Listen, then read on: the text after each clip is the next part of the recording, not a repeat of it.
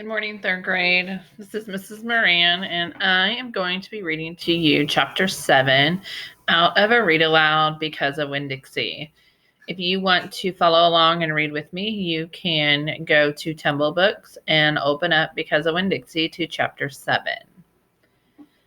Back when Florida was wild, it consisted of nothing but palmetto trees and mosquitoes so big they could fly away with you, Miss Franny Block started in.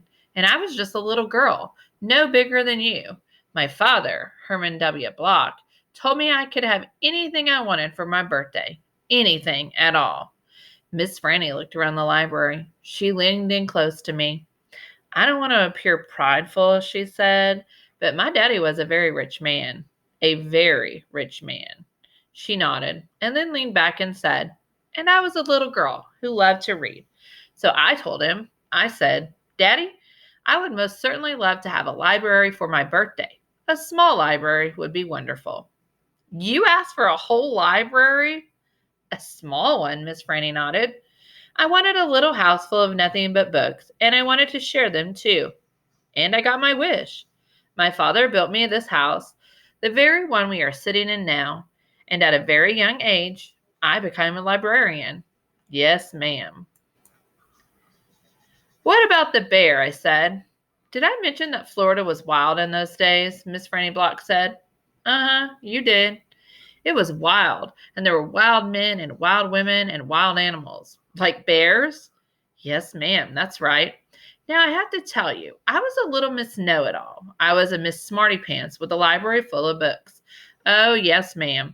I thought I knew the answer to everything. Well, one hot Thursday, I was sitting in my library with all the doors and windows open and my nose stuck in a book when a shadow crossed the desk.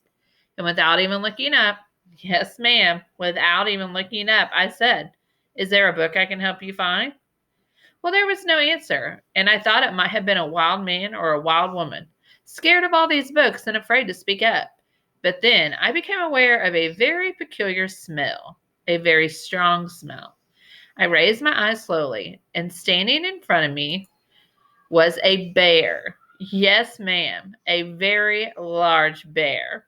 How big? I asked. Oh, well, said Miss Franny, perhaps 3 times the size of your dog.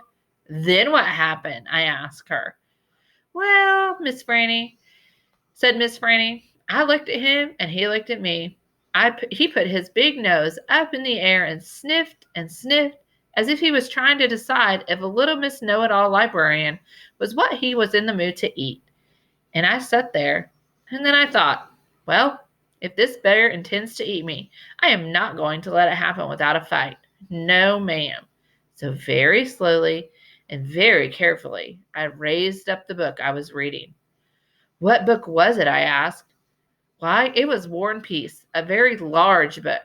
I raised it up slowly, and then I aimed it carefully, and I threw it right at that bear and screamed, Be gone! And do you know what? No, ma'am, I said. He went, but this is what I will never forget. He took the book with him. Nuh-uh, I said. Yes, ma'am, said Miss Franny. He snatched it up and ran. Did he come back? I asked. No, I never saw him again. Well, the men in town used to tease me about it. They used to say, Miss Franny, we saw the bear of yours out in the woods today. He was reading that book, and he said it sure was good. And would it be all right if he kept it for just another week? Yes, ma'am. They did tease me about it. She sighed. I imagine I'm the only one left from those days. I imagine I'm the only one that even recalls that bear. All my friends, everyone I knew when I was young, they are all dead and gone. She sighed again. She looked old. She looked sad and old and wrinkled. It was the same way I felt sometimes, being friendless in a new town and not having a mama to comfort me. I sighed too. Winn-Dixie raised his head off his paws and looked back and forth between me and Miss Franny.